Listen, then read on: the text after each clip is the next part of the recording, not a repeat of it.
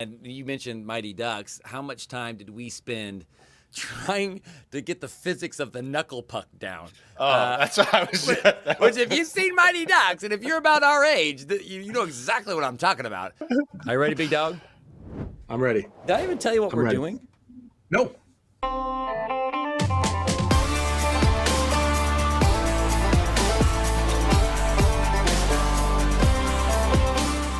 Welcome to Kansas QB, a podcast about growing up in rural Kansas, hosted by two former high school quarterbacks. And now, here are your manly hosts, Steve Jewell and Tyler Martin. Yee-haw! Ride 'em, cowboy. Growing up in the cornfields of the Sunflower State, we were inseparable. Brothers from different mothers who also happened to be sisters. Our moms, not us. Decades later, he's in Iowa and I'm in Missouri, but we'll always have Kansas, and we'll always be the QB. Howdy, folks, and welcome to the show. I'm Steve, he's Tyler, and today's episode is entitled Outdoor Fun, Part 2. Hey, Tyler, it's finally time for us to put our listeners and our watchers out of their misery. Did you or did you not win the national title? Because I believe that the last we heard, you were ranked second in the nation and closing in on the quarterfinal, and I was really invested to see what might happen. Our audience was right there with us, and then we stopped podcasting, and no one out there knows. Did you win a national title, or did you not, Tyler? We did not this year. No! We did win that quarterfinal game, and then we got upset in the semis at home, which stings. Got upset by a good team. They kind of out-ussed us. We had a bad day to have an off day. They capitalized on every mistake that we made, and when we needed to get off the field on D, we didn't at times. So it was very disappointing with the crew that we had and the expectations that we had of really winning a national championship. But it's been enough time now. I've licked all my wounds, and I feel like this recruiting cycle that we've also gone through since then now has got. I'm excited. I'm ready.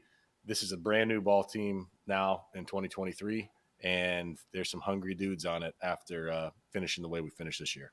Yeah, you got to have hungry dudes. Otherwise, they're not going to gain the kind of weight you need in order to get them out there on the field for college football. So did the team that beat you, did they win? They did not. They did not. They actually got beat in the championship game. Would you have matched up team better? Out of Florida. Would you have matched up better in the championship? I would like to think so. And the Kaiser, the team that beat us, is a relatively new program, kind of like we were when we won it in 2013. They think this was just their fifth year maybe of playing football. It wasn't. I mean, it's not like they came up here and it was a bunch of Florida guys that out-athleted us. Like that was not the case. Like we just didn't make the plays when we needed to, and they capitalized on the stuff. So I would like to think that of the three teams that we did play in the playoffs, obviously they got the championship for a reason, but it would have been fun to win that game and see what we could have done in the championship. I'll say it that way. Well, being an 8-man football coach and former player, like I never played 11-man football. I tell people all the time, I'm a football coach, right? I know about football. I know nothing about 11-man football except for watching the 49ers and playing Madden and NCAA football. I mean, that's what I know about 11-man. Like, all I know about football is 8-man, And so, coming from that background with 8-man football, it's so often when you play 8-man, and I don't know if this was your experience, I think it probably was, before the game, you got a pretty good idea more than half the time how the game's going to go, because with 8-man football, a little difference usually ends up in a big score difference. And so you can kind of coast, even if you're just, that much better. It's rare in 8-man football. It's becoming less rare as there's more and more teams in Missouri here. It's rare to have two teams that are kind of evenly matched, and then it to be in doubt, and then it just being a matter of execution regarding who wins and loses. Sounds to me like you guys were pretty well matched up, and it was just that execution piece. I mean, as someone that coached and prepared those kids, does that hurt more, or does it just kind of feel like, you know what, your D-backs and your special teams kids did their job? It's that other coach over there on the other side of the ball that screwed everything up. No, I mean, I don't. Anytime you lose, it hurts, but especially in the playoffs. The season's over now, and there was a lot of things that needed to be better across the board. defensively in the secondary for sure. Special teams wise, we played good. We didn't play great. We didn't make things happen in that phase like we had pretty much all season. And they were, again, we're a pretty I don't want to say simple team, but we try to be as simple as we can be, as most coaches would like to say. They're going to be as simple as we can be, and we'll go as complex as we must. But they were very, very similar in that realm of, hey, we're just going to do this and take what you give us. And we gave them a little bit more than what I would have liked to have done. So it's like I said, it was a very tough film to watch, but a lot of stuff to learn from, a lot of stuff to grow from. And like I said, this Christmas happened, guys graduated, new guys are here, ready to work, and the next step, where are we going to be as we climb that ladder? So it'll be fun. I'm excited. Yeah, good for you. I mean, at least you watched that last game film. I still haven't seen the last game film of any of the games that we lost when I was coaching. I don't want to watch it. Those guys are gone, right? We lost. Whatever. I don't want to see that again. So good for you. You watched it. That's awesome. All right. As always, you can find the audio version of Kansas QB on nearly every podcasting platform on the planet, and the video version on the Jewel Media LLC YouTube channel. Tyler, have you watched any of our YouTube videos? We have several now. Yeah, we have, and they're all good. You do a great job. I would like to say, anybody that's listening or watching, just know I have nothing to do with the smart stuff when it comes to what's going on here. Wait a second. That's like your job in this podcast is to bring the smart stuff, at least with the conversation. So none of that. Before we go to broken news, though, Tyler, let's say hello to today's guest. How did you know we had a guest today? Yes. I didn't know, but now I do, and there she is. There she is. Sharidyn. Hi. Are you good to go? Do you want to give us a 60 seconds of Sharidyn? Is that something you want to do for us today? Yeah. Okay, I all feel right. like it today. Okay, she feels like it today. Excellent. All right, ladies and gentlemen, without further ado, we are set to bring you now, in its entirety, 60 seconds with Sharidyn. 60 seconds with Sharidyn. Sharidyn, your timer starts now. Picture this. You arrive at an old house after driving for 2 hours. You are greeted with a smile and a warm hug. Do you know where this is? Grammy's! Grammy always makes sure you have a batch of banana cookies to take home. They are delicious. I once ate 4 banana cookies in a day, and I did not get tired of them. Oh, and don't forget the Pizza Hut pizza for lunch. She makes sure everyone has whatever they want and they're happy. And Grammy also gives us money for Christmas and birthdays. No one goes broke if Grammy can help it. Grammy also comes to me and my sister's theater productions. It is hard for her, but she still comes. Going to Grammy's is always a treat. I cannot wait to go back, and I bet you guys can't wait either. No, we Love cannot. you, Grammy. Grammy's the best. Sharidyn, I take it you caught our Grammy episode that just aired last week. We did? Did you? How'd you know to do No, a Grammy? no. How'd you know to do a Grammy thing? That hasn't I come thought out you yet. told We're my recording it mom. before that comes out. Yeah. You told my mom, what I could do for my segment. Oh, okay. Oh, so all right. So that was my idea. Well, okay. Well, we just talked about Grammy, and go check it out, Sharidyn. You don't want to miss it. It was a great episode. Would have came out 2 days ago, and of course Tyler, so eloquent, talking about his grandmother. You're gonna love it, Sharidyn. It's gonna be a great episode for you to watch. But I'm excited. You should be excited because it's that good. Sharidyn, is there anything else before we let you go that you'd like to share with the masses? Yes. I have a question for Tyler. I Shoot. know your answer, Uncle Steve. Okay, since last season or seasons was embarrass Tyler, is this season embarrass Steve?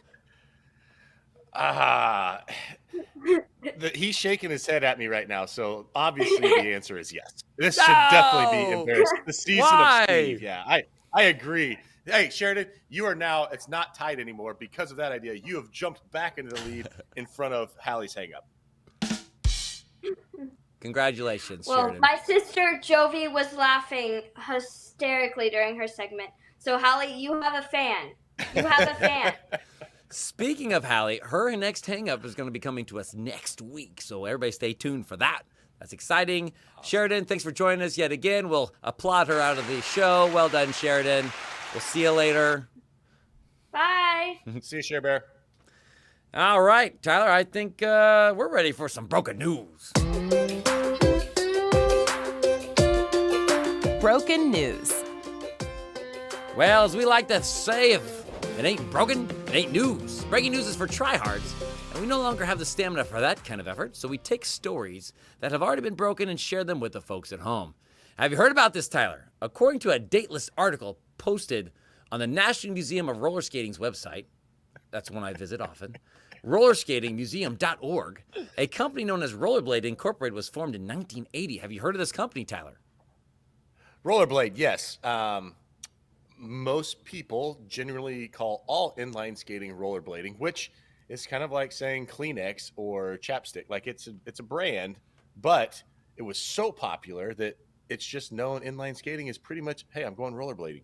Yeah, I did not know that until I read this article. And we both have inline skates that we have called rollerblades since we were 12, 11, and so... So, I was kind of a shock. I was like, wait, this is a Kleenex situation, a facial tissues Kleenex situation? Apparently it's supposed to be inline skates. It is. And I guess I'm a little surprised that you didn't know that. But again, you're here to bring the smart thoughts. I'm pretty sure we never had actual rollerblades. I am sure we didn't have name brand rollerblades, but apparently, Tyler, and you can go and look at this website and you can see kind of the history of inline skates and their popularity. But it is interesting to me that if you look and see when it exploded in popularity was right when we all got, inline skates, rollerblades, if you will. And so as we got these, apparently that's when everyone else wanted them because they saw the cool kids from Bendena had rollerblades. So in 1997, inline skates and skating accessories became a billion-dollar international industry with nearly 26 million Americans participating. Tyler, we were two of those 26 million. Yeah, and we did it a lot. Like it was something. I guess we're going to get into things we remember here in a little bit. But one thing about the broken news and the explosion of popularity, you have to go back to Play It Again Sports. Like it was one of the rollerblades and that massive spike in the early 90s was what drove Play It Again Sports that used sporting equipment, and it took them from a small company to a big company, and to the point that when the rollerblade curve came back down, they struggled for a while trying to do it, but rollerblades carried them through. Like that was how many people were rollerblading at the time. Man, like I didn't realize that. Built a franchise. Yeah. I mean, we got baseball gloves from there, all kinds of stuff. Basically, used sporting goods store, and there was one in St. Joe. And that's the one we went to. St. Joe, Missouri, had a Play It Again Sports. We don't have it now. We had Play It Again. We had Ed Sporting Goods back in the day. Now we have a Dick's, which obviously that's a big old box store, and in Walmart and different places. But Play It Again was our parents' favorite because not only could you get good sports equipment there, but it was cheap. Well, yeah, that was the whole thing. The price point for inline skates and or rollerblades was all over the place. You remember looking at the catalogs when we were little, like, I want those. JCPenney. Those would be sweet.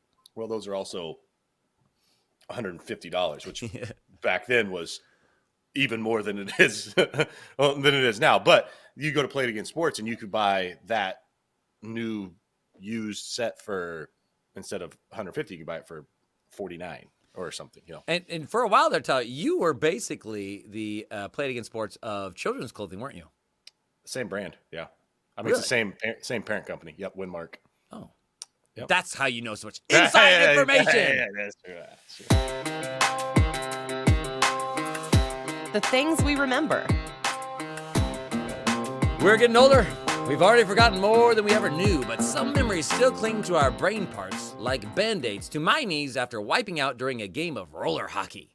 This list includes memories from our time growing up in Kansas. Let's see just how well we can remember. In the Broken News segment, we learned that rollerblade made inline skating super popular in the 90s. Tyler, roller hockey was one of our favorite pastimes in the 90s. Do you think that this is a coincidence? No, it was, one, it got us outside.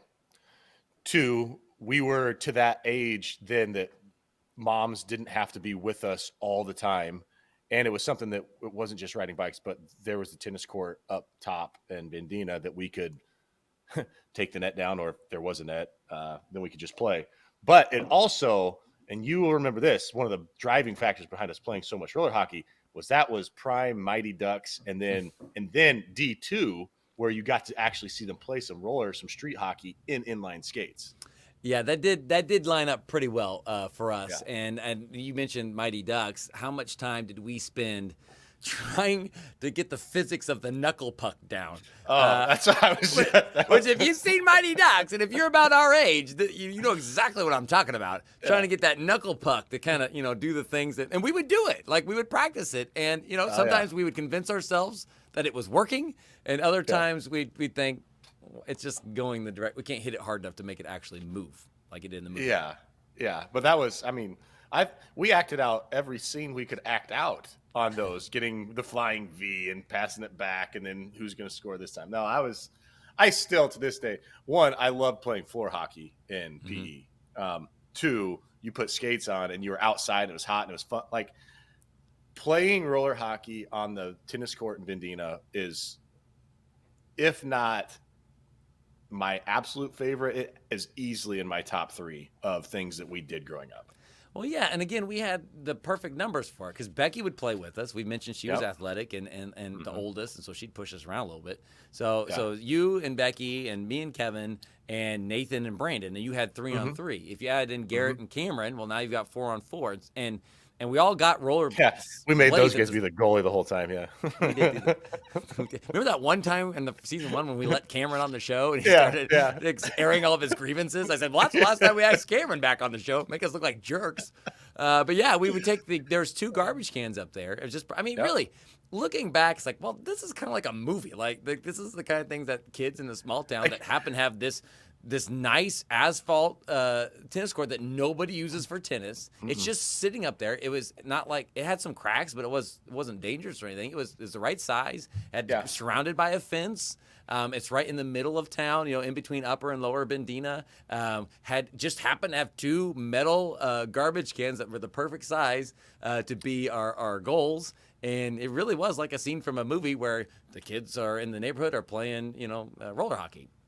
When, and I know we're talking about Upper Bendena or playing in Bendena, outdoor games part 2, and this is part of it. You say it's a movie, like that was, when I think of the Sandlot, like, yeah, I've seen the movie, but I always picture the baseball field in Bendena. Like, that was like, we were that group of kids that this is what we were going to do. And I remember literally would ride my horse into town. And then most of the time I would be wearing cleats. Yep. Because you're going to take your shoes off when you went inside anyway. So it didn't matter.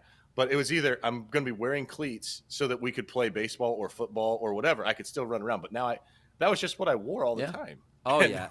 And you mentioned that baseball diamond. And if you go to Bendena now, the baseball diamond's gone. It's long gone. It's been gone for a while. Now, they recently did some things at the park. It looks great. Like, they've been taking care of it. The community of Bendena always does a great job. You got to take care of it, the good stuff, for your kids. But like, it is kind of jarring to go up there and not see the baseball diamond. It's just not there. And I remember our dads and Dave Winchester would take times dragging the field to get. We had that old mattress. It was mattress springs, mattress springs that we'd pull behind the truck. Yeah, we'd go up there, and I remember we'd play work up. You get 7 neighborhood kids out there, and the ones we've mentioned, and you just work your way around and play. And Dad would pitch, and it was a lot of fun. And we'd go up there sometimes. Dad would just take a bucket of balls. Even when you guys weren't in town, it'd just be me and Kevin. One of us would be out in the outfield, and the other one would be hitting, and Dad would just pitch to us. And it was just so nice having a ball field that close.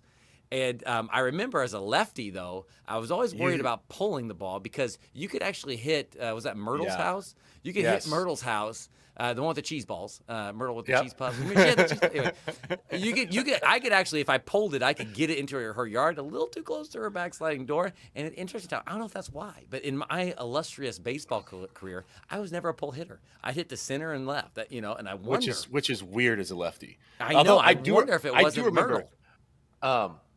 I remember Kevin like absolutely smashing a ball that we thought like he actually like it was about the time it's like, okay, we really can't play up here like this anymore because well, Kevin was getting big. Like not like I was ever hitting for power, but I remember Kevin smashed one and we thought it was going to break a window.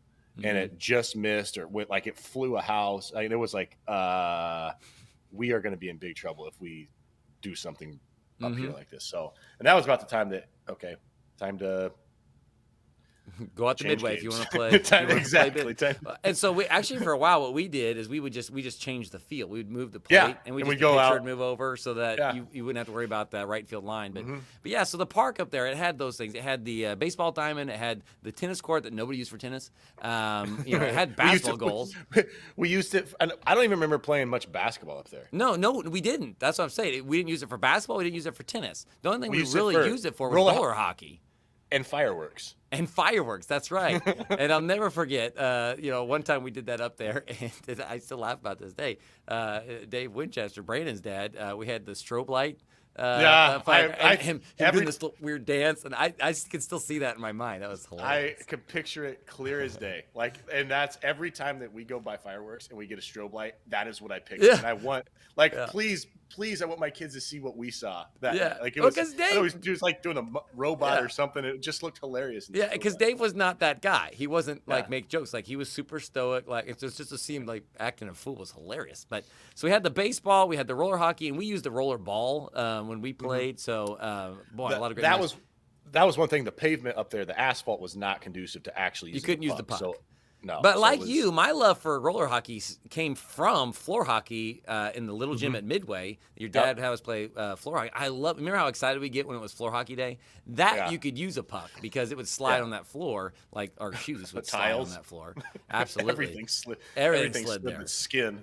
100%. So we had that. We had the roller hockey. We had the baseball. We talked about kick the can last time. We had Kenny's yard, which we mentioned. A lot of kickball would happen. We did some ball tag. Played a lot of football in between Frankens and Winchesters and Kenny's. That was kind of where, but then our dads would mow up during football season. The lines got mowed on the baseball outfield, and we would have a football field that was out there with the cones. I remember doing that once. We actually had our pads on, and we went out there. And I remember that. That was good times. All right, so Tyler, that's a lot of our recollections regarding Upper Bendena. Kevin was going to come on and talk about his recollections. He had to take a phone call, but don't worry, folks. We still have a visitor here. I didn't have Kevin, but that's okay because here's my little brother Brian. He's going to tell us what it was like in a completely different era, 10 years later, Upper Bendena, what he did up at the park. All right, I am here with my little brother Brian, and we're talking about outdoor games that we played in Upper Bendena. Kevin was going to join us. He was right here, and then he disappeared. But don't worry, folks. I still got Brian here. Brian, we were talking about how we played roller hockey, kick the can, ball tag, baseball, like everything you could imagine up there, whether it was in Kenny's yard, at the ball diamond, on the tennis court. What did you, 10 years after us, what did you do up there in Upper Bendena for outdoor games? Yeah, that's a great question. We used, because about that time, I was really into creating these home movies. Like, I was convinced after spending, all of the hours watching the extended edition of Lord of the Rings with all the special features that I was going to be the next Peter Jackson. So, up there, you had that, just that scene of the rolling countryside. So we created a lot of film up there. That's what we did. Choreographed a lot of fight scenes on that tennis court. And where could our viewers and listeners find these clips of you with lightsabers running around with your friends? Probably on your hard drive somewhere. Maybe. I hope so. Maybe. Right. I remember vividly because back then I was burning DVDs. You taught me how to burn DVDs, and I remember taking one up to a family Christmas one time. I remember. And I put it in the thing. And Aunt Debbie just started laughing. And I hadn't realized I'd created a comedy. It was so good, though, Brett. Guys, if anybody's out there, he took the time as this, 10, 13-year-old, somewhere in there, to actually rotoscope out the lightsaber so it looked like real lightsaber. And that it's easier to do now. That was a lot harder to do back then. You had to go frame by frame. Frame by frame, yeah. Yeah, Yep. and so I thought they were incredible. I bet Debbie did too, but, we call her Aunt Laugh a lot for a reason. She just laughs at everything. So, all right. Well, thank you, Brian, for sharing your thoughts on outdoor games in Upper Bendena. No problem. So, Tyler, though, you've got a completely different generation. Brian and Raven and Travis, they weren't as competitive with the sports stuff as we are. And so I think that's probably part of why they found other forms of entertainment. I know Brian, he was so good at those videos. And I remember that time where you brought that DVD up and everybody was like, oh, that's hilarious, Brian. And he was just kind of like, that wasn't supposed to be funny. And I was sitting here thinking, knowing a little bit about what it takes to do something like that from a film perspective, I always thought he was a genius at being able to do what he could as small as he could. But yeah, not playing ball so much, playing a little bit more lightsaber, swing, power sword. But that brings us to the last question here before we end this thing, Tyler. What was your favorite Upper Bendena game that we played? And again, we didn't spend a lot of time talking about a lot of the different games. But maybe it's hockey, maybe it's not. I didn't ask you this ahead of time. What was your favorite game? It comes down to what our mood was. It's hard to pick one favorite game. If we're going to talk about roller hockey, which we played a lot, I enjoyed roller hockey the most because that was the one that Becky actually played with us all the time. Yeah, she did that, and then kick the can has to be mentioned as, if not again at the top, near the top, because everybody could play, and we could play that when it got dark. So those two would probably be up there. But then I love putting Brandon's basketball hoop down low and playing with mini basketballs and just playing dunk ball. Oh yeah. So I don't know. It was either had to be a game at the park or at Brandon's house, on his basketball court or in his. But you're not going to pick one. I am. I'm going with roller hockey. I really am, hockey. because here's why. Roller hockey, because when we played it there, but two, we took those rollerblades everywhere, inline skates everywhere. We traveled with them. If we went to Atchison, we took them with us so we could find new asphalt or better sidewalks. But the 90s for us was dominated by inline skates. Well, we even took them up to Lamoni, to Grammy's house, and went around Graceland College with those rollerblades. I remember doing that too. So yeah, absolutely, 100%. I agree. I am so tempted to take roller hockey also, because it was a briefer time that we spent playing. It was probably 2 summers, maybe 2 But it was summers. intense. But it was so much fun, and we so looked forward to it. I think I've got to let it edge. I think I got to let Kick the Can edge it out, just because I just remember how much joy it used to bring to our Aunt Vicky, who's not actually our aunt, but who we considered an aunt, Brandon's mom, to just sit out on the porch and watch us and check on us, bring us stuff if we needed it. I just remember her laughing, when something funny would happen, because it all would happen right there in her yard, and she could kind of, be a part of it. And so, did we ever move the can from anywhere other than their front yard? It was always that's in her where front. It goes. Yeah, absolutely. Whether or not they were home, the can bucket was going to be the can goes, and it wasn't even a can. If you might remember, for a long time, it was a plastic sandcastle mold. Sandcastle, like the little plastic sandcastle you take to the beach. We just turned that over, and that was the can that we kicked. So I'd have to go kick the can, but boy, hockey's right there. But then you start thinking about all the kickball we played, and like you said, football, and then the baseball, the sheer number of hours spent playing baseball up there. Hey, ladies and gentlemen, that's summer in a small town. How much fun did we have? A lot. All of it. All of the fun. All of it. Well, Tyler, that does it. But before we go, we want to remind our listeners that they can now support the show. Head on over to www.patreon.com/KansasQB and subscribe to our podcast. We're currently offering 3 levels if anybody wants to subscribe. And we have 3 tiers for subscribers that each have their own set of perks. Perks ranging from in-show shoutouts to a Kansas QB t-shirt, sticker, and other exclusive bonus episodes. Though the sticker thing's going away pretty soon, Tyler. People got to get on that while they still can. Got to get on it now. Got to get on it now. That's going away. And even a guest segment on the show if you drop lots of money. Not only can folks support us on Patreon time, but they can also help us a lot by just liking our videos and subscribing to our channel on YouTube. That's Jewel Media, LLC. YouTube channel, as well as downloading our podcast on their favorite podcast platform. Those are the biggest numbers. If you want to help us out and you don't have money just to throw in our direction, which if you do, great, we'll take it. But if you don't, no big deal. The way you can help us is by subscribing to our YouTube channel and downloading our podcast, liking our videos. Even if you don't watch, even if you don't listen to the podcast, just download it, to your app. And then, maybe later you want to come back to it and listen to it. Or on YouTube, you just follow our channel and then mute us, whatever. But if you're doing those things, you're helping us out, and we certainly appreciate it. I can't say it any better than that. Thanks, guys. Well, that does it for Things We Remember. And as we reach the 60-minute mark of Mighty Ducks 2 in the Mighty Ducks trilogy of life, we are just thrilled that we remembered something. Kansas QB is a production of the Jewel Media Podcasting Network. And before we go, we want to thank Tracy of Tracy Lindley Voiceovers for the way too professional audio. And of course, I would like to thank Tyler for clearing time in his busy schedule to talk about outdoor fun for the second time. Yeah, when I look back on things, Adam Banks kind of was a cake eater. He absolutely was a cake eater. Well, that's enough of that. For Tyler, I'm Steve, wishing you big fun in your small town.